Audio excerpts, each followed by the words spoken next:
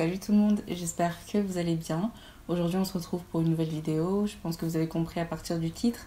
Je vais me maquiller en utilisant mes favoris du mois de janvier. Je vais juste revisiter les produits que j'ai le plus utilisés pendant le mois de janvier. Certains produits sont mes favoris de toujours, que vous connaissez déjà si vous avez l'habitude de regarder mes vidéos. D'autres sont plutôt récents, mais c'était certes récent, mais en tout cas ça m'a marqué parce que ça s'est retrouvé dans cette vidéo.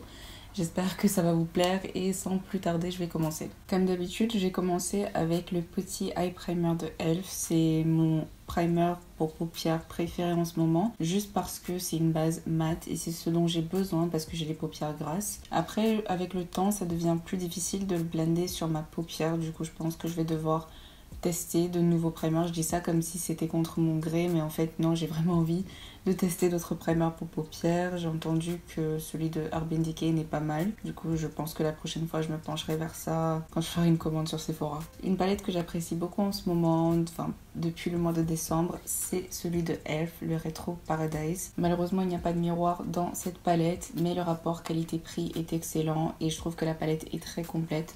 De ce côté-là, vous avez des couleurs neutres et de l'autre côté, vous avez de quoi faire des looks plus colorés. J'ai commencé avec le fard Coconut et avec ça, j'ai créé une sorte de ligne qui s'étire. Et maintenant, je vais venir blender ça avec le fard Caliente.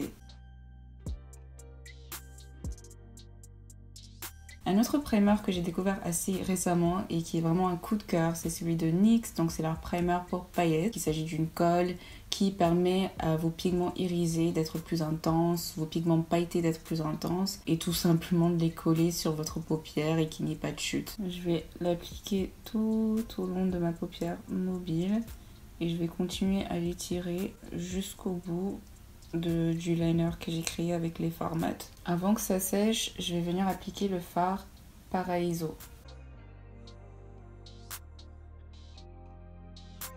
Et je viens faire exactement la même chose de l'autre côté. Et juste pour créer un dégradé, je vais venir prendre le fard Rise and Shine. Ça me fait penser à la chanson là de Kylie Jenner là. Rise and Shine. Juste là.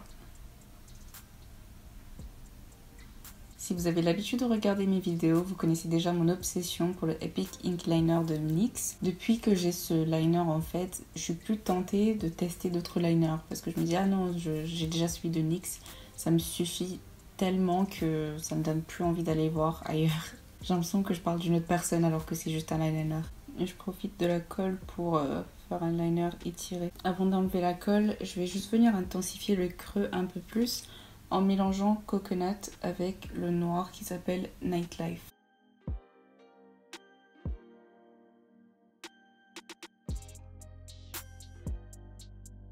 Il y a une légère différence, mais de loin vous allez rien voir donc c'est pas grave. Pour complimenter tout ça, j'ai ajouté les faux cils de la marque She Glam. C'est les faux cils dans la forme yeux de chat.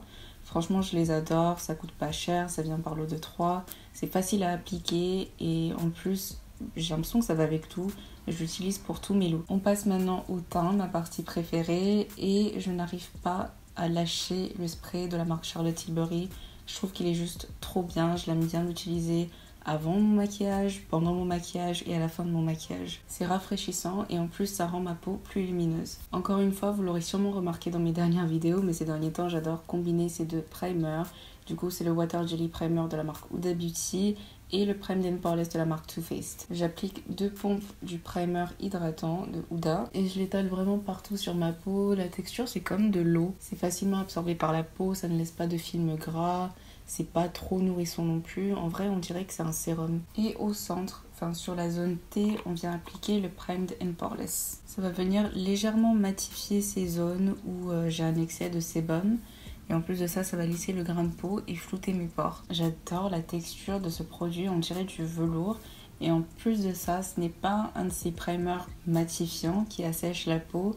Au contraire, c'est plutôt hydratant aussi. J'ai très récemment testé le nouveau fond de teint de la marque Sephora. C'est le Best Skin Ever. Et je suis déjà accro. C'est vraiment un fond de teint très plaisant avec une couvrance moyenne. Enfin, je vais vous montrer en même temps, comme ça vous allez voir ce que ça donne, c'est vraiment trop beau. Je vais rajouter le Conceal and Define de la marque Révolution dans la teinte C12.5 parce que pour le fond de teint Sephora, j'ai pris la teinte 57Y et c'est légèrement trop foncé. Vu que c'est un concealer très clair, je pense que ça va équilibrer les choses un peu. Aujourd'hui, je mets vraiment les quantités au pif. Et donc, il s'agit d'un fond de teint hydratant avec un fini très naturel et une couvrance moyenne, mais moyenne élevée. Bon là c'est trop clair, du coup je vais rajouter le fond de teint Sephora.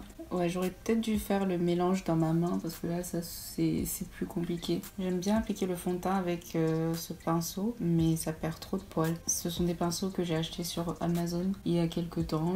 Dans l'ensemble je les aime beaucoup, il y a juste avec ce pinceau que j'ai un problème. Et j'essaierai de trouver un truc similaire d'une autre marque parce qu'il me faut un autre pinceau comme ça. J'adore, j'aime trop ce fond de teint. Pour le concealer on va rester avec la marque Sephora. Ça aussi c'était un coup de cœur ce mois-ci, le concealer Best Skin Ever. Il s'agit de la teinte T46. Ça vient avec un applicateur qui est long et fin, ce qui permet de l'éparpiller très facilement partout sur le visage. La dernière fois, je devais me maquiller avant un rendez-vous et j'étais en retard.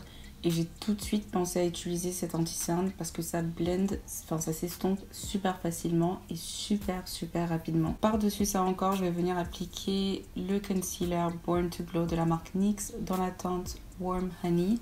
Juste parce que j'ai besoin que l'anti-cerne soit un peu plus clair que ça. Du coup en fait, je pense que ma teinte, ça doit être la teinte 50N pour le fond de teint. Et l'anti-cerne, peut-être que j'aurais dû garder la teinte T40. Si on n'est pas reconfiné d'ici là, je vais essayer de repasser en magasin pour voir ce que ça donne. Je vais peut-être pas leur acheter, mais j'aimerais bien connaître ma teinte parce que je sais qu'il y a certaines personnes qui m'utilisent comme référence. Et c'est juste pour pouvoir partager la bonne teinte avec vous. Je l'ai utilisé avec le Born to Glow juste parce que je trouve que les formules sont assez similaires.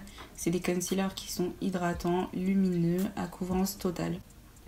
Ça se fond trop bien avec le fond de teint.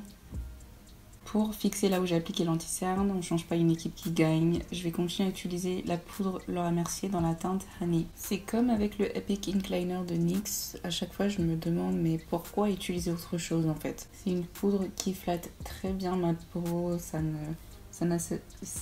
n'assèche pas le contour de l'œil et ça fixe super bien le maquillage. Il a fallu que je prenne une longue pause malgré moi parce que ma caméra s'est déchargée.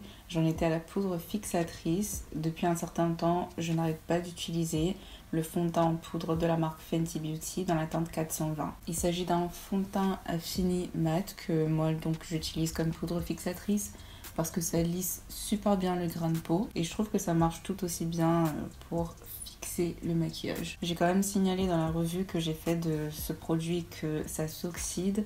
Donc moi j'utilise la teinte 420 pour la version hydratante et la version mat, mais avec la version fond de teint je remarque que c'est légèrement plus foncé. Et je trouve que c'est pas plus mal que ce soit légèrement plus foncé et que j'utilise ça comme poudre fixatrice parce que ça concentre vraiment la luminosité sur le centre de mon visage. Et aussi parce que c'est un fond de teint, ça rajoute plus de couvrance. Encore un autre coup de spray.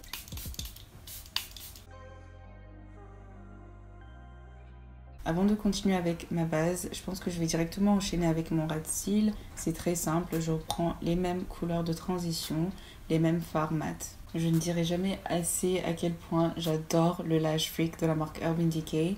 Et jusqu'à présent, j'ai pas terminé la taille mini alors que j'ai acheté la version dans la taille plus grande. C'est un mascara qui m'apporte énormément de volume et de longueur. Ça rend mes cils du bas visibles, ce qui est une tâche très difficile. Et en plus de ça, il y a de la définition. Ça et la poudre Laura Mercier, je vais en parler sans cesse dans mes vidéos favoris parce que je trouve que c'est vraiment des produits iconiques. Et moi, ça me dérange pas du tout que le mascara tache mon ras de cils parce que ça donne l'illusion que mes cils du bas sont fournis. J'ai beaucoup utilisé le bronzer de Charlotte Tilbury à un moment, mais en vrai je retourne toujours vers le bronzer de Nabla, donc c'est leur Skin Bronzing.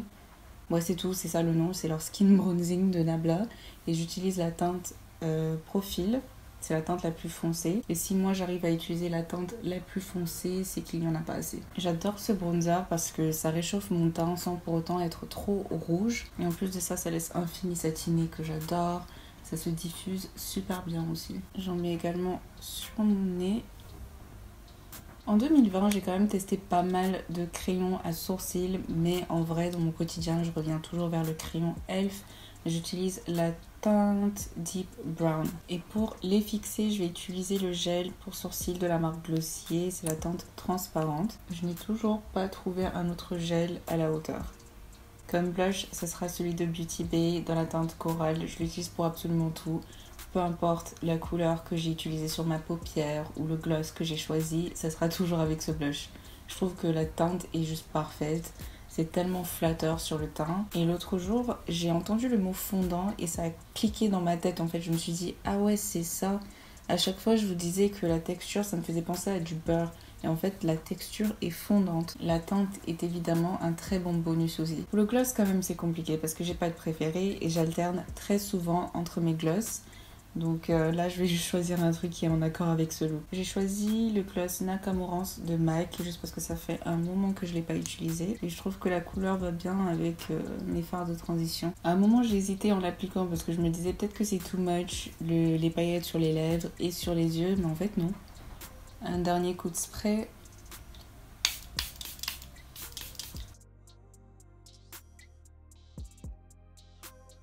Et donc voilà le look d'aujourd'hui avec mes favoris du mois de janvier. Donc c'est les produits que j'ai le plus utilisés durant le mois de janvier, à part le gloss, et je vous ai expliqué pourquoi. J'espère que cette vidéo vous aura plu. N'hésitez pas à me laisser en commentaire les produits que vous avez le plus utilisés ce mois-ci. Surtout n'hésitez pas à vous abonner, de cliquer sur like si ce n'est pas déjà fait. Et on se retrouve dans la prochaine vidéo. Mouah.